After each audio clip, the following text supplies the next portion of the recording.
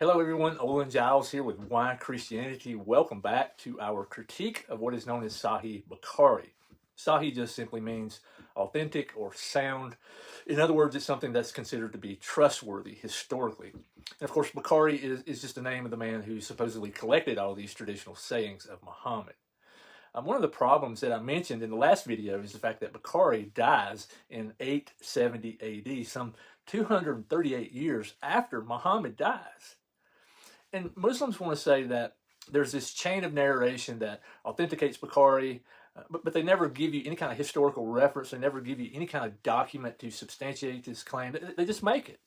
So, to add to their problems, again, as I said in the last video, the earliest manuscript that we have from Bukhari comes from the 12th century. So this is very problematic historically. There are no early eyewitness testimony to support Bukhari. There's just supposedly this chain of narration that we're just supposed to accept because Muslims say so. But regardless, there are other problems that I want to try to cover in this video. And that, number one, there are these 600,000 supposedly hadiths that Bukhari collected. And it would have been practically impossible for him to research and authenticate all of these sayings of Muhammad. So just to make sure that you heard me right, this is what Islamic sources themselves say. This is not what I say.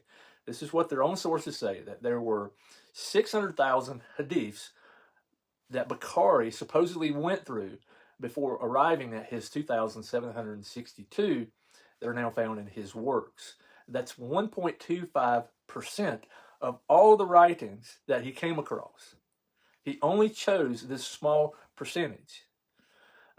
But here's the problem. Such an endeavor would have been practically impossible for one man. And here again, Muslims try to justify their beliefs, and they try to justify Bukhari by saying that he started doing this at this remarkably young age. But remember, Bukhari is some 2,600 miles away from Mecca and Medina in Bukhara. He would have had to have read, investigated, and evaluated around 1.8 million sources, writings, in a very short time, about 40 years. And this would have been the equivalent of reading over and researching over 300 books about the size and complexity of the Quran itself. So I don't think so. This is practically impossible. But secondly, Bukhari is filled with contradictions. For example, hadith number 787 says Muhammad was in Mecca for 10 years, while 242 says he was there for 13 years. Sahih Muslim says he was there for 15 years. Both Sahih Bukhari and Sahih Muslim are accepted by Sunni Muslims. So you have a problem here. Here's another one. Bukhari number 67 says that the last verse of the Quran was revealed to Muhammad and it dealt with usury. Number 129 says it was Surah 4, 176, which has absolutely nothing to do with usury. One more.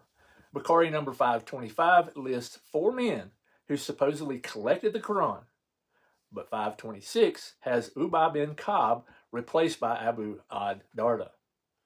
Folks, this is a clear contradiction. Yet Bukhari is the place that Muslims go to in order to determine how the Quran was compiled.